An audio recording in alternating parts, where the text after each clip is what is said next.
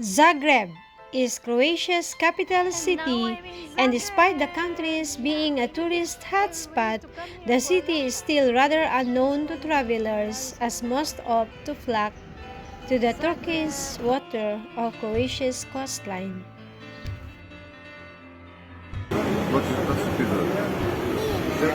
Rina. Nina. Nina. Kako se ti zove? Ajmo spjeti coś. Ti prvo popi, a pop. Sing now, sing, Nina. Ilija, ajmo. 3, 4. Pop. Prawns, Pen. cakes, Pop. prawns, Pen. cakes. Can we eat popcorns after pancakes? Can we eat popcorns after pancakes?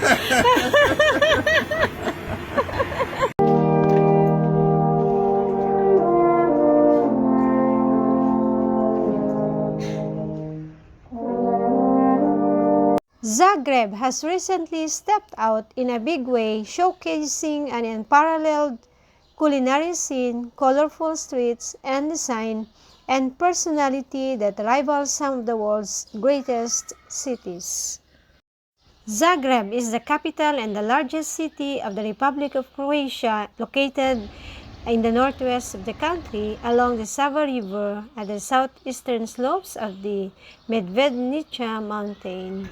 It has an elevation approximately 122 meters above sea level. The city's population as of 2021 census is 767,131. Zagreb, the capital city of Croatia, is known for its rich history, beautiful architecture, and vibrant cultural scene. With so many things to see and do, it can be overwhelming for travelers to decide where to start. From exploring the medieval old town to admiring the stunning art collections, this guide will help you discover the best of what Zagreb has to offer. Whether you're a first-time visitor or a seasoned traveler, this guide will provide you with valuable insights to help you plan the itinerary and make the most of your trip to Zagreb. The first one is Ban Jelačić Square. This is the central square of Zagreb and is always bustling with locals and tourists alike. It's named after Ban Joseph Jelačić, a Croatian military leader, and features a statue of him on horseback in the center. The square is surrounded by shops, cafes, and historic buildings, making it the perfect place to people watch and soak up the city's atmosphere. The next one is the Dolaj Market, a farmers market located in Gornji Grad, in the city district of Zagreb, Croatia. Dolaj is the most visited and the best-known farmers market in Zagreb, well known for its combination of traditional open market with stalls and sheltered market below. It is located only a few dozen meters away from the main city square, the Ban Jelačić Square, between the oldest part of Zagreb, the Gradić capital. Dolaj Market is centrally located right behind the town's main square. The next is the Stone Gate. Make sure you take a peek at the Stone Gate, the eastern gate to medieval Gradić town, which is now a shrine. According to legend, a great fire in 1731 destroyed every part of the wooden gate except for the painting of the Virgin and the Child by the unknown 17th century artist. People believe that the painting possesses miraculous powers and come regularly to pray, light candles, and leave flowers. St. Mark's Church. This beautiful church is one of Zagreb's most recognizable landmarks, thanks to its colorful tiled roof depicting the coat of arms of Croatia, Dalmatia, and Slovenia on one side, and the city of Zagreb's coat of arms on the other. Inside, visitors can admire the stunning Gothic and Baroque architecture, as well as the impressive collection of religious artifacts. Nice video. C. The treasures at Zagreb Cathedral.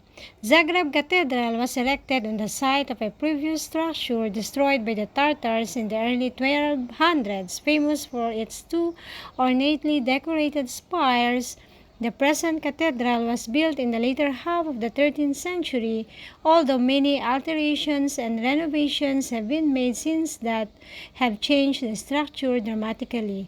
Most recently, the earthquake of 1880 destroyed large sections, including the dome and bell tower, although the reconstruction maintained the original medieval design. Be sure to also visit the cathedral treasury with its many fine works of religious art, garments, and sacred objects. The cathedral is typically Gothic as it is with the sacristy, which is of great architectural value. Its prominent spires are considered to be landmarks as they are visible from most parts of the city. The cathedral is 108.4 meters high, making it one of the tallest churches in the world. Due to 2020 Zagreb earthquake, one of its two spires were damaged, so cathedral is under reconstruction until further. Cathedral of the Assumption of the Blessed Virgin Mary is Zagreb's most defining landmark and Croatia's tallest building thanks to its 100-meter spikes. Featured on the back of the Croatian 1000 kuna note, the cathedral's ornate mid-13th century Gothic and late 19th century Neo-Gothic reconstructive architecture is the most important example of sacral architecture in Southeast Europe. Zagreb train station or the Glavni Kolodvor. It was built in neoclassical style in 1892, an architectural monument and a cultural heritage of the Republic of Croatia. Zagreb train station is the largest and main railway station in Zagreb, located in the city center opposite the King Tomislav Square Park and close to major Zagreb attractions. Built in neoclassical style in 1892, it is a 186.5-meter long palace and such the largest railway station in Croatia. It was reconstructed twice in 1987 for the Summer University Game and again in 2006. King Tomislav Square is a public square in the city and is considered the main plaza in the center of Zagreb's lower town. It is neat and well-kept public area that is lined with trees and flower beds, including beautifully landscaped areas that serve as hangout space for adults and children.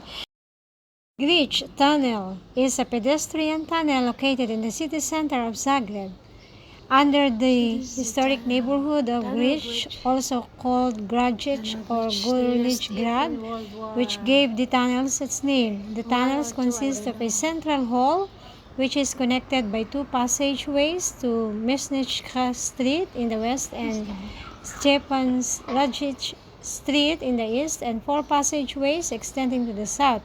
It was built during World War II by the Ustaše government to serve both as a bomb shelter and a promenade, but following the war it quickly fell into disrepair and disuse. The tunnel saw renewed use only in the 1990s, hosting one of the first raves in Croatia and functioning as a shelter during the Croatian War of Independence.